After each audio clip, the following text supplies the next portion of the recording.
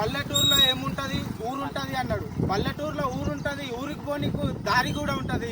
మిత్రులారా, అందరికీ శుభోదయం.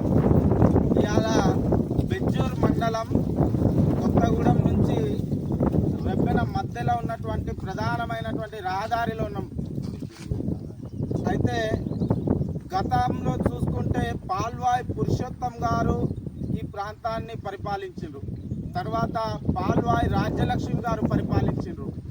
ఇప్పుడు నూతనంగా డాక్టర్ పాల్వాయి హరీష్ బాబు గారు కూడా ఈ ప్రాంతం నుంచి ఎమ్మెల్యేగా ఎన్నుకోవడం జరిగింది.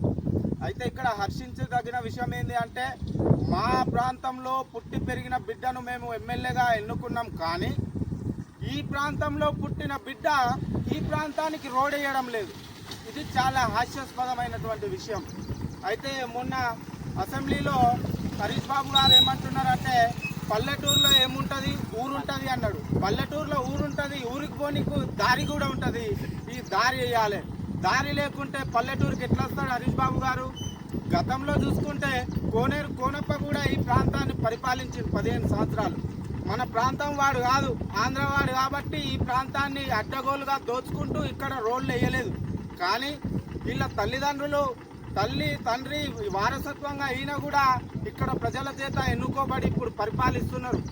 కేంద్రం నుంచి కానీ రాష్ట్రం నుంచి కానీ నిధులను తెచ్చి యుద్ధ ప్రాతిపాదికన ఇక్కడ రోడ్డు మంజూరు చేసి రోడ్ వేయాలి. కాకపోతే హైదరాబాద్లో వెళ్ళి ప్రెస్ మీట్లు పెట్టి రాష్ట్ర నాయకుడు అయితే అనుకుంటే కుదరదు. ఇక్కడ ఉండి నువ్వు స్థానికంగా పరిపాలించినప్పుడే నువ్వు రాష్ట్రానికి నిన్ను ఎదిగిస్తాం.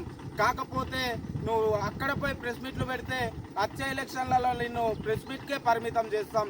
అందుకనే మేము ఇక్కడ నుంచి విజ్ఞప్తి చేస్తున్నాం, ఈ రోడ్డును యుద్ధ ప్రాతిపాదికన మీరు కంప్లీట్ చేస్తేనే బాగుంటుంది. మీ సొంత ఊరైనటువంటి రెబ్బెన పరిస్థితి చూసుకుంటే రెబ్బెనలో కూడా చక్కగా ఒక్క సీసీ రోడ్డు లేదు, ఒక స్కూల్ లేదు.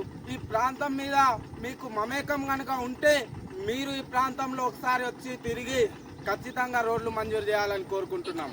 జై భీమ్.